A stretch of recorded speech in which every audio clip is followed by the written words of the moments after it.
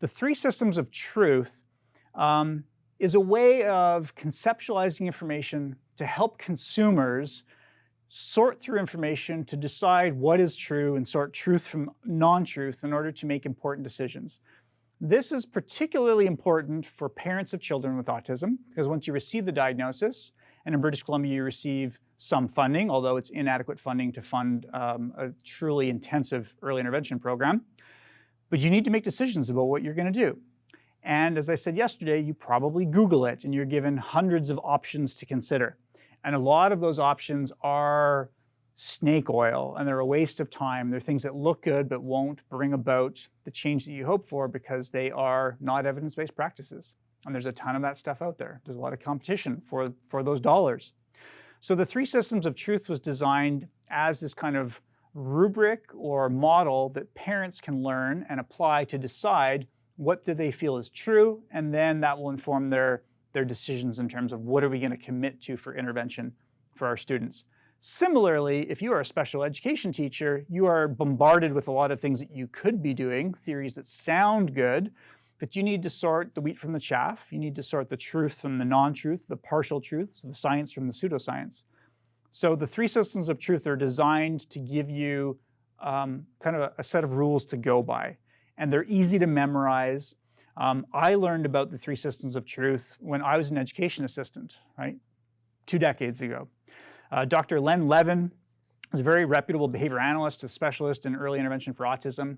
I was an education assistant in Winnipeg, and he came from Toronto at that time to give a workshop to a whole bunch of education assistants. And he talked about the three systems of truth. And he learned about the three systems of truth from his doctoral advisor, who's Dr. Ted Carr. And those of you who are aware of positive behavior support, I know last week we had Dr. Brenda Fawcett talking about positive behavior support. Dr. Ted Carr is one of the founding fathers of positive behavior support. So it's a conceptual framework that has stuck with me, and I like to share it every opportunity I have because it'll benefit you, the parents, and it'll benefit you, the special educators. So the three systems of truth are phenomenological truth, it's a word I alluded to yesterday, authoritarian truth, and empirical truth. And we're surrounded by these all the time. So phenomenology or phenomenological truth is things that sound true just because it's like common sense truth, or it resonates with you. You're like, yeah, I could hang my hat on that hook. It's like gut truth. It hits you and you're like, oh, yes, I believe that, right? That's phenomenology. Sometimes it's handed down culturally. Like, someone says to you, you can't swim for 30 minutes after you eat. And you just believe, yeah, that makes sense. You got food in there and you're digesting. You shouldn't be swimming. And that's phenomenology, right? It just sounds true.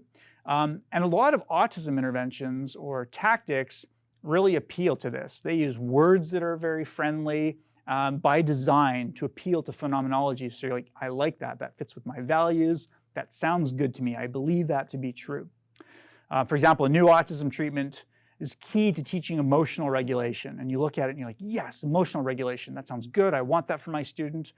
But there's not necessarily evidence behind it. But people don't always, or even often, make the best decisions or make decisions at all based on research and science. It is very common for us as human beings to make decisions based on what feels good to us. That is phenomenological truth. The next system of truth is authoritarian truth. And authoritarian truth is something is true because an expert says it's true. Somebody in a white lab coat says it's true, so it's got to be true. This is capitalized on in advertising, right? 4 to 5 dentists in lab coats, in dental offices, recommend Crest. Therefore, it must be true that Crest is a good toothpaste because an expert told me that it's true, or at least an actor who looks like an expert, right? So much of what we believe to be true is true because a source of authority said it to us. And authority is a broad category. It could be the expert, the doctor. It could be a trusted family member. I know a lot of parents with autism, kids with autism, when they receive the diagnosis, they don't just go to Google to ask for advice. They call their own parents, right? They ask for advice. And if my mom gave me some advice, I would probably tend to take that advice because she's an authority to me. I value her opinion, right? What she says tends to be true. That's authoritarian truth. There's something else I wanted to say about that, but it escapes me at the moment. I'll come back to it. Yep, it's gone. All right, the third truth is empirical truth. And empirical truth is the most rigorous, is arguably the best truth, but it is the least appealing truth. It is the least flashy and sexy truth. It's the truth that comes from research. But who reads research, right? I can go on Google and get all sorts of phenomenology that is espoused by apparent experts, and that's very appealing. And we have histories in society of being very susceptible to those two systems of truth. And we're not all trained to evaluate empirical truth, but that's science, right? Empirical, peer-reviewed studies have verified something as effective. So I believe that it's true because the research says that it's true. Yesterday, I alluded to special educators as scientist practitioners, right? Your practice is influenced by science. That would be that empirical part. But in many cases, the practices in education are not scientist practitioner, they're phenomenology practitioner, right? I heard something that sounds good, so I'll try it. Or they're authoritative truth practitioner, where I heard somebody say something and I respect their opinion and I accept that as truth, so I'm going to try this as well, without actually verifying if the research is there to say that it's true. Oh, I remember what I was going to say about authoritarian. I had a very profound example of this one time. When I was meeting a new family, mom and dad, they had a single child, little girl with autism, and I went in to meet them. They were shopping for service providers, they were interviewing people, and they were bright people, educated people. They had just had this diagnosis that they didn't know what to do with, and I'm sitting in their living room, and I had this uncomfortable sense that I go in there and I've got the word doctor in front of my name, and whatever I'm saying, they are vigorously nodding along with me. They're literally believing everything I say, and it hit me in this uncomfortable way that I realized I could say anything right now and they would believe me because they're viewing everything I say as authoritarian truth, right? And they are very intelligent people. We are all susceptible to authoritarian truth. I could have recommended, you know what, we're going to do bubblegum therapy for autism. You can pay me $5,000 an hour. Right? I guarantee this, and they might have signed the dotted line. Right? Silly example. But it was a disconcerting feeling. I actually left that meeting and sat in my car feeling concerned about this family meeting other people because they were so susceptible to what the expert would say to them and just buy into it. I actually, this is a true story, on my cell phone, I phoned Deborah Pugh. Deborah Pugh is, I don't know if Deborah, you're watching this. Deborah is the executive director of ACT. She's behind the scenes today.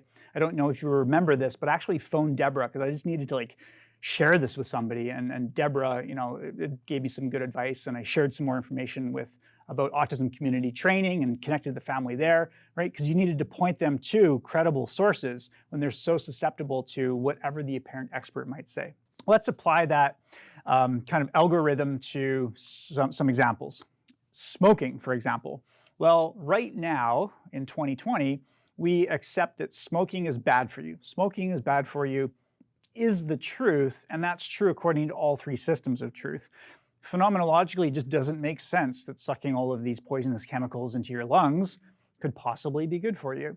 And medical doctors, who are the authorities in this area, tell you that smoking is bad for you. You'd be hard-pressed to find a medical doctor who would say, yeah, smoking's fine, go ahead and do it. And there's also, over the last several decades, an abundance of research that shows the close connection between smoking and cancer. So now we would say, well, smoking is bad for you. That's true, and it's true by all three systems of truth. But it hasn't always been the case, and I like the example of smoking because it illustrates that. There was a point in the past, around the 80s or earlier, where there wasn't the research that showed in a demonstrable way that smoking was bad for you. So there was no empirical truth before a certain period in history. And you would see somebody like, oh, my grandpa smoked and 3 packs a day and lived to be 97, and that's some phenomenology that would convince you that maybe smoking is okay. A crazy example of this that I always remember my mom telling me is that she remembers through the 60s and 70s that expectant mothers, pregnant mothers, it wasn't uncommon for them to be told it's okay to smoke while you're pregnant. And the reason is, if you think about it, back then, alternative methods of delivery like C-section were less available. Natural birth was the norm, and having a smaller birth weight child allowed for an easier natural birth. So if you smoke while you're pregnant, your baby will be a lower birth weight, and that will be easier to birth. That kind of makes sense. That's phenomenology. The medical doctors were saying, yeah, sure, go for it. It's okay. And not at least telling you not to smoke. So there's some authoritative truth, and there was a complete absence of empirical truth. And so what our society has viewed as truth around smoking has changed over time across those different systems of truth. And so it's important just to recognize that what we understand as true today may prove to be different in the future. That goes back to that idea of philosophic doubt that I introduced you to yesterday. So, excuse me, coughing on my lunch. What you should be thinking about is how does this relate to students with autism, in particular for our topic today, individual education plans. When somebody presents an idea to you, like you should do this for a student with autism, this would be a good practice, we recommend it. Are you adopting it? Do you feel that it's true because it just sounds good to you? It fits within your value system, your worldview, your phenomenological worldview? Are you believing it because somebody you trust or respect or admire is telling you that it's true, which is authoritarian? Or are you selecting it because of the research? So as I've mentioned a few times, if you Google autism therapy, there are hundreds and hundreds of autism therapies out there. Many of them sound really good, and that's because they're designed to sound really good and to be appealing. That's appealing to phenomenological truth. Many are recommended by experts or appear to be recommended by experts, and that is selling that product by appealing to authoritarian truth. But the big issue for me as a scientist practitioner, who's someone who really strives to be guided by empirical truth in all aspects of my life, is that an analysis of the research supporting an idea or a tactic for a student with autism is often weak or absent. So you just have to be very, very careful in what you accept as truth and what you decide to do. For parents, bring into your home or send your child to in terms of therapy, allocate your precious time and resources.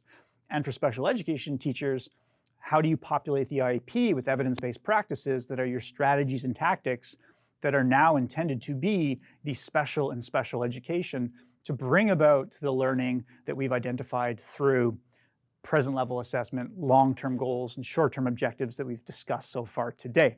So that's where we are.